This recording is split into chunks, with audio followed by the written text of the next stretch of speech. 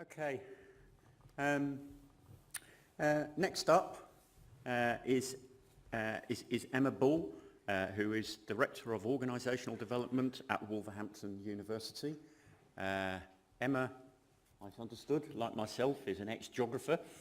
And she's going to be talking about organisational development perspectives in organisational change. So, Emma.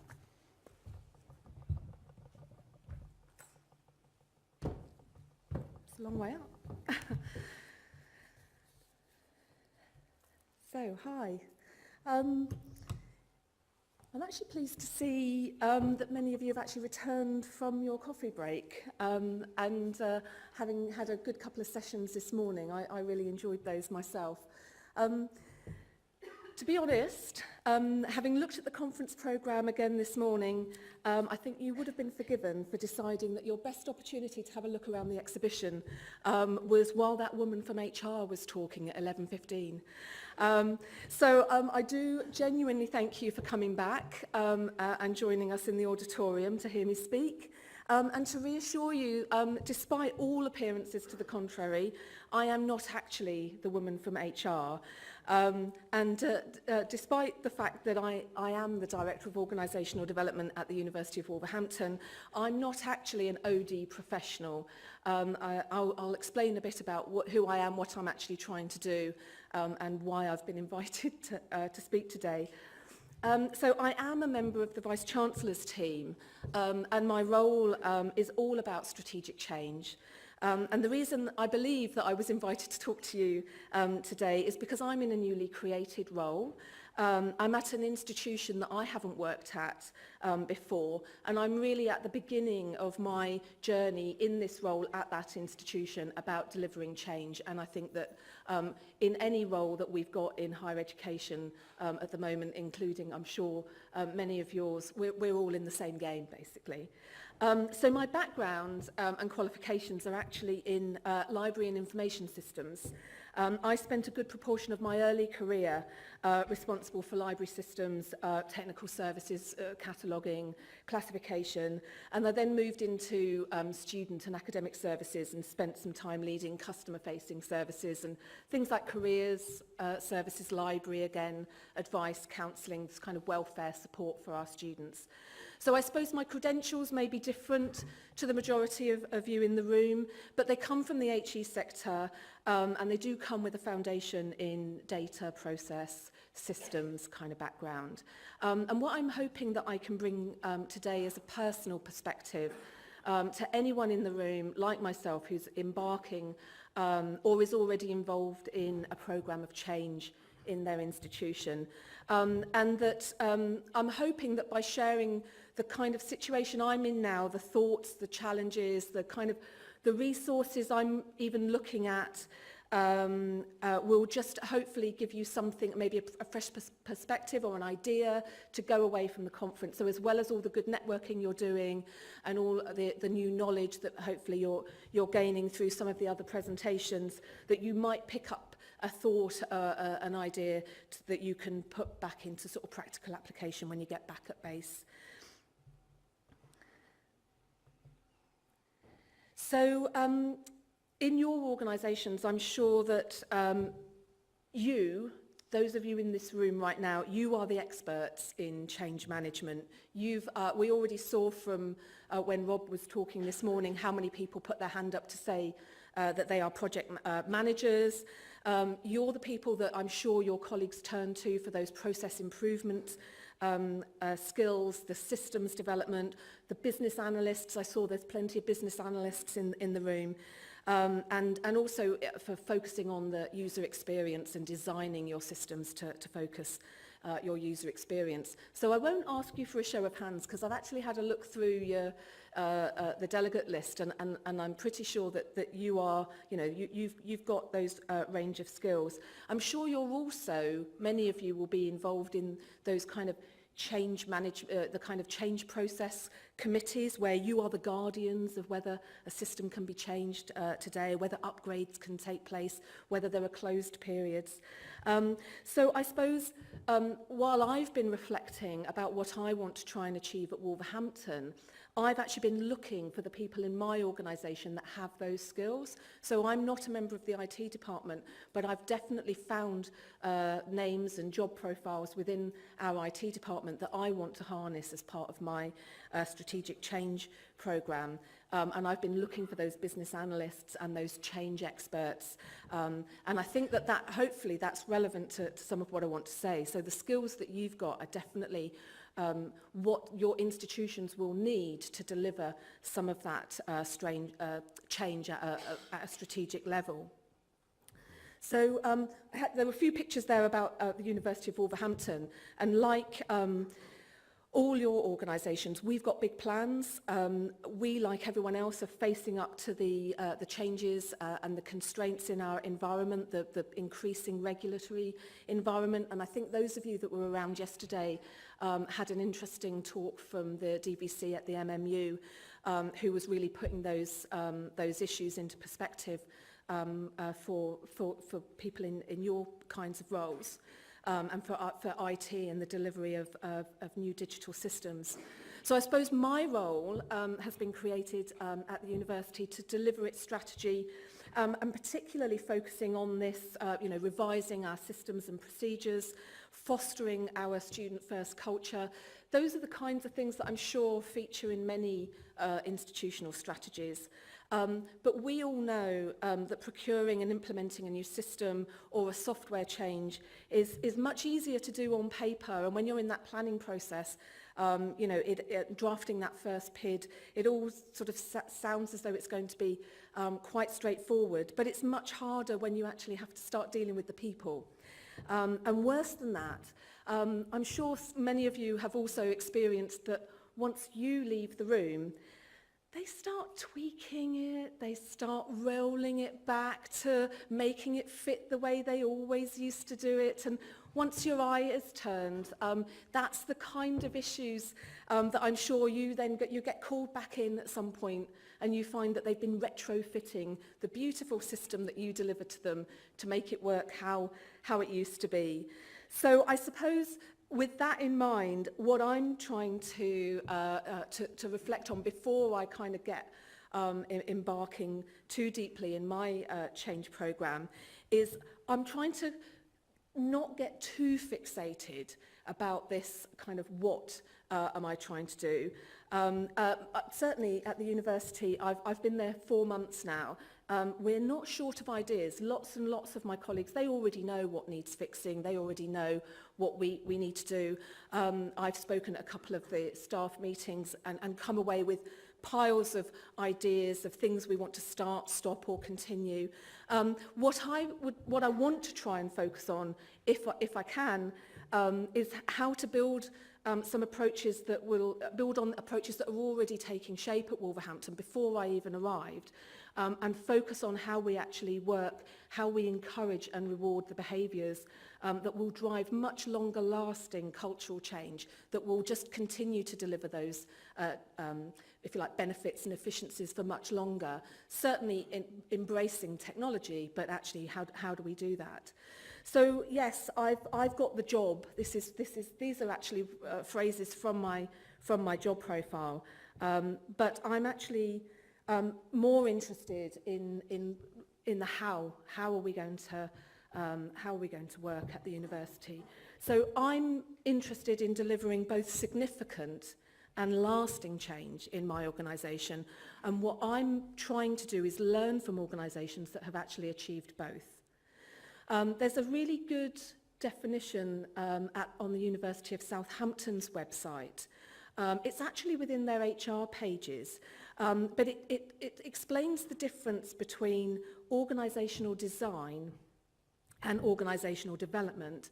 And I suppose what I'm, if you like, proposing to you is that for any of the changes that we're all working on, that we might want to not only think about organisational design or maybe product design or software design, but also think about the development. How do we get that to kind of continue? How do we get it to be much more longer lasting? So what the University of Southampton pages actually say is that organisational design is the process of aligning the structure of an organisation with its objectives, and with the ultimate aim of improving efficiency and effectiveness. Well, that's great. I'd take that. I'd love to do that. But by contrast, it also says that organisational development is a planned and comprehensive and systematic approach aimed at improving the overall effectiveness of the organisation. And so some of the approaches that I'm trying to think about as I plan what I'm going to do at the University of Wolverhampton are actually trying to think about that. What are our ways of working? How do we go about our business? And if I can get that environment right, maybe everyone else, the experts who are already lined up to do those change programs, will actually just have an easier ride. They'll find it easier to get traction. So there is a growing body of evidence that suggests that focusing on the ways people work and how we go about things around here is actually a key factor to sustainability, to kind of keeping us moving in the right direction. And how we empower people to kind of continue to make those changes themselves is important. Now, when I was preparing to talk to you a few weeks ago, I didn't know until yesterday that right now in Manchester, in a building probably just around the corner at the Manchester Central Convention Complex, there are actually several thousand HR professionals having a conference talking about the impact of digitisation on the workplace, the impact of technology on jobs and the kinds of recruitment. Is that me? Sorry, that's quite distracting. Apologies. And also the increased pace of organisation transformation. So if you're tweeting right now and you're tweeting about the CISG-PCMG, took me 3 goes to get that right in Twitter. So if you're tweeting, why not check out the tweets from your HR colleagues who are probably in the hotel next door, up the road, who are actually at the CIPD ACE 2017. It's as bad as yours. But anyway, you might want to have a look at those because some of the conversations they're having there, I actually think are really pertinent to some of the conversations that you're having here as well. So what does it matter, I suppose? Well, for those of you that were here this morning, that were here yesterday and you saw the presentation from the DVC, from MMU, his hypothesis is that the financial pressures will drive profound changes into how we invest in IT. And I guess what I wanted to share with you, that in my experience, your VCs, your finance directors, your governors, they're all very interested in us demonstrating the benefits of that investment that they're making in the digital campus. So whether you've got a capital investment program, you're delivering you're implementing new systems, you're making those upgrades, you're bringing new apps to your students, but what they're really interested, what your senior teams are really interested in, is how are those driving real savings and efficiencies throughout the organisation, long after you've closed your project down. So your project's complete, tick, done, you're good to go for the next thing. Long after you've actually done that initial implementation, how is the institution going to be driving benefits from the work that you've done? So I suppose my hypothesis is that given an organisation's culture, it has a really significant bearing on the speed and effectiveness that the digital transformation gets embedded. And we appear as a sector, I would say, to have a real cultural challenge to deal with. And maybe what our approaches to technology and our approaches to our people just need to be more aligned. Maybe next time we should get the HR professionals and the technology professionals in the same hotel, in the same conference. So, what's happening at Wolverhampton? Well, if I manage to do anything at all, I guess I'm hoping that I can build on that work that's already started at Wolverhampton. And I've got a couple of examples of the things that we're doing. They're probably not a million miles away from things that others are doing, but I just thought they would just highlight, I guess, where I'm coming from. So on our website, when I was applying to join the university, I found what I would call a cultural framework, the values of my organisation. We've all got them. We all put them out there for our students and our staff to have a look at. At Wolverhampton, I was actually quite good. I was quite impressed with those. They talk about how we're going to work together and what our shared expectations of one another are. And at the moment, I would say, I'm speaking live. People can be watching this back at home. But I would say that certainly that document for me remains aspirational. And I think it's a great aspiration to have. I think it outlines the values of the organisations really well. But I see my job as making them real and actually showing those values through a kind of lived experience. So actually for members of staff, what does it mean if we're saying that we're going to be a transparent organisation? What does it actually mean to the people that work there if we say we're going to be consultative, if we say we're going to be ethical? What does that actually allow our people to do if their environment is genuinely behaving like that? And that's one of the challenges, I think, that actually some of that visibility of those values really needs to come from the top. You really need your leadership team to be demonstrating those values and finding some role models to show those. So yeah, Wolverhampton, we have a cultural framework. You probably do too. And I think, challenging your own organisation, how do we actually live those? Does it feel like that when you actually work somewhere? So that's one thing. We've got a couple of colleagues, I've got a couple of colleagues in the room there who have just been speaking to some of you about their rollout of the new VLE at the university called Canvas. And if you get the chance to hear Gareth and Hannah speaking together, they're talking about changing hearts and minds, demonstrating that cultural framework. They're laughing at me now, I can see them there, but that's the truth of it. I think they have actually attempted through the rollout of a new system to actually harness the people and get buy-in from our people to drive those benefits. We could have rolled out a VLE in many other ways, but actually if we're going to get those benefits and how we want that to work, I think they've really made a good start at how we do that and think about our culture and bringing people with us to do that. I also, as I say, I'm new. I'm line managing a number of teams in the organisation. One of which is our registry team. So I've been actually trying to behave in the way that I want them to behave. I've actually put together information packs for them about their own data. The data itself, it's not that interesting, but it was actually quite interesting to the senior managers of the registry team. They didn't know, they hadn't been shown what do they cost, what's the kind of demographic of the team, does that feel like what they're trying to manage. These were the managers that I was speaking to.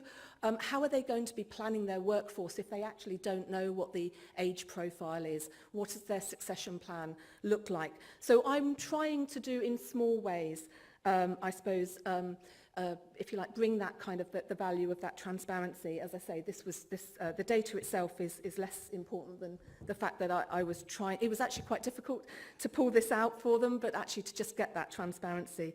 I also set them a little challenge, which will perhaps tickle some of you, in that I actually asked our academic registry staff to have a team challenge, to take a challenge back to as managers, take a challenge back to their colleagues, and to use approaches that you would use as a UX designer. So actually to think of themselves less as the operators of the system and more about the designers of the experience coming through our enrolment processes or our admissions processes. And yeah, they kind of looked at me, they didn't know what a UX designer was, and I talked about personas and wireframes and that kind of thing. But I think actually just asking them to think and, if you like, inspire their teams to think slightly differently about whether they are just the operator, the user of a client service, or whether they are actually part of designing that experience for our users. Small steps. So the other example I'm really looking to build on is work that had already started, and this is actually from our HR team. We do have an organisational development team within our HR department, and I'll just show you this. They've actually been working with all of the teams around the university using what's called a cash box model. Some of you may have seen this before. It's a bit like, I suppose you might have used like a SWOT analysis, so strengths, weaknesses, opportunities and threats. In this case, it's about thinking about the knowledge and skills, attitudes and habits that you already have in the team. So if you like doing a kind of current assessment or audit of your team. And I'm sure lots of us think about our teams and how we're developing them a lot about what knowledge and skills do we need to develop. There's stuff on the left-hand side there, the K and the S. And actually what our organisational development team are trying to get staff to do and managers to do is to think about what are the things on the right-hand side. What are the attitudes? What are the habits that are actually prevalent in our teams now? And what do we want to develop? So thinking about where we are now, where would we need to be if we wanted to have, if you like, develop the kind of cultural environment that will allow us to develop change more readily, for it to be more organic. So actually this kind of box, this box on the right-hand side there, the cash box, is a tool that's being used with all of the teams at the university. But interestingly, and it goes to show the kind of people that you all are, it's actually our department, the Directorate of Academic Services, that has already taken this work one step further. And what I've got on the left-hand side there is just a little snapshot, a very small part of a much larger poster that's been put together about the work that our IT and learning technologists and library colleagues have put together, thinking about the kinds of knowledge and skills that they have and the kinds of, perhaps more importantly for the long-lasting, the kinds of attitudes and habits that they currently have and that they want to develop further. So I just thought as a tool, it may be something some of you have seen before, but it may, you might want to look it up. You might want to think about that for your own teams and actually just think, you probably already have big plans on the left-hand side. What about thinking about what the right-hand side might look like? So where I've been looking for inspiration, where I've actually been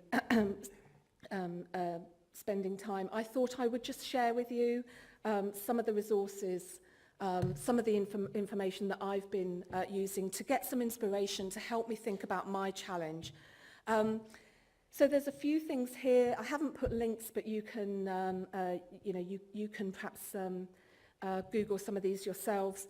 So if you're trying to make a business case for why it matters, why does it matter that you're thinking about your staff, that you're building an environment and a culture within which they can operate successfully, then I would recommend that you have a look at Hays, a website. I didn't know when I came today that I was going to find them downstairs. The Hays people are actually in the exhibition, and they've got a number of resources, including this one, which I just picked up this morning, which is the Culture Completes, the full package. It basically tells you what workers want, and there's an industry sector in there as well. So if you're trying to make a case for more development, more thinking about your people, and their work environment, then do check out Hays. Why not pop downstairs and grab some of their brochures, because they've actually got the data to back up.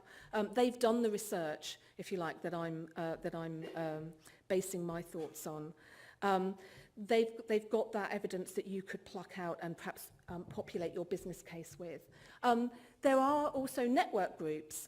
Then there's a not about HR professionals, these are actually just about managers. They're all over the country, and if you have a look for Engage for Success as an organisation, you might find a local network of people who are actually thinking about the culture of their organisation, how to get their staff to engage, and maybe that would give you that edge in terms of how you as a manager, you kind of leading a project, or even just working with other colleagues in your organisation. I'm certainly one for searching out blog posts. I do buy books. I'm a librarian by my history, but I find I don't have time to read books, so I'm a big one for reading a blog post. There are lots and lots of models out there on what an institutional culture is. Denison is quite an interesting one. It's just worth looking up. But even if you just put in a cultural framework or a culture of an institution, you'll find a whole host of models. And I think that some of what our speaker this morning was talking about in terms of how do you build an environment, how do you take care of the culture that your staff are working in. Some of those models might just be interesting to you. You can also Google, just if you put OD toolkit, you'll get some really interesting resources in there as well. So these are just some takeaway ideas. And maybe we all need a bit of personal thinking time, and I tend to use podcasts in my car on those journeys where you can't find any music to suit. I stick on a podcast, and I will share. I've got a couple of links of some of the podcasts I like. They may not be to everyone's taste, but as I said, I'm here to share sort of personal experience. So one of the things I think we probably all need when you're managing projects or you're taking part in delivering change in your organisation, we do need to find that personal commitment, that drive, that persistence to kind of keep going. And I think that I certainly use some of those podcasts to sort of challenge my own thinking and perhaps try, get some ideas about trying something new. And also trying to model the behaviours that you want other people to take on board. So if you want to instill more of a coaching or a mentoring culture, then you probably need to learn how to be a coach or a mentor yourself. And I think if you want people to feel that they can take risks or try out something new, you really do need to kind of behave in a way that allows them to know that that's going to be a safe thing to do. So I suppose summing up, I'm interested in my current role in trying to deliver both that significant change and lasting change in my organisation. And as there's evidence out there that suggests that focusing on the ways that people work, how we go about things, not just what we do, that's one of the things that I've been trying to build into my thinking while I'm setting things up. I think the thing about organisational development approaches is that they aren't the start here and end there. They are actually much more a kind of continuous, building an effective team, building an effective workplace. It's going to take time, and you probably do need senior buy-in.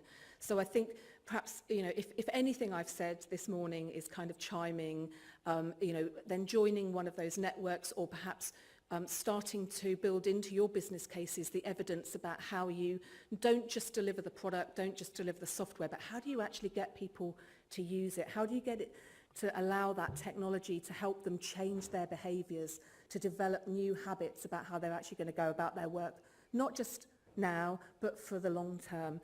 How do you avoid them doing those retrofits and going back to the old ways? So I'll stop there because I wanted to leave a bit of time for questions. I'll show you my links that I've got here. So lots of organisations are trying to encourage innovation, and there are some actually really interesting articles in some of the Hayes journals. You don't have to sign up to anything other than just register on their website to get access to their journal archive, so I think that's a really good resource. That's the address for that Engage for Success, so enhancing staff engagement. There's lots of evidence in actually the Hayes website shows the evidence for how your productivity as an institution can increase if you've got an engaged workforce. Some of these are the podcasts I like, and gentlemen, the Productive Woman podcast is not just for women. It is actually, I have to admit, it's one of my favourites, and if you can bear the American accents, then I would give it a go. And equally awesome at your job. I don't know that I'm awesome at my job, but I do actually get some inspiration from that podcast, and I do enjoy listening to it. And you might also find some valuable resources at a website called Valuing You. and there's also links from that website into Engage for Success. So I hope some of these things will be useful takeaways, and I will pause there for any questions. Thank you. Does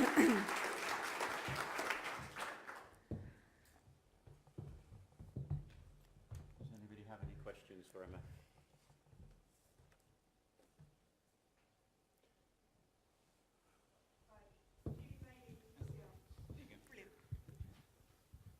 Hi, Julie Bailey from UCL. Thanks, Hi. That was a great presentation.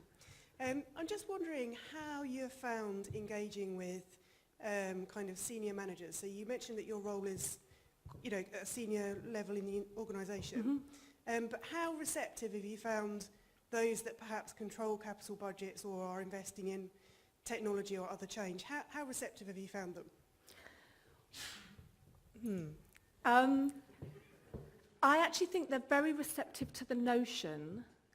It is yet to be tested whether they will make the changes for themselves that I think I need them to act as role models. I think I need the senior leadership to embody the values that they have written down. I wasn't involved in creating that cultural framework. That happened before I got there. I do actually think it's a really good one.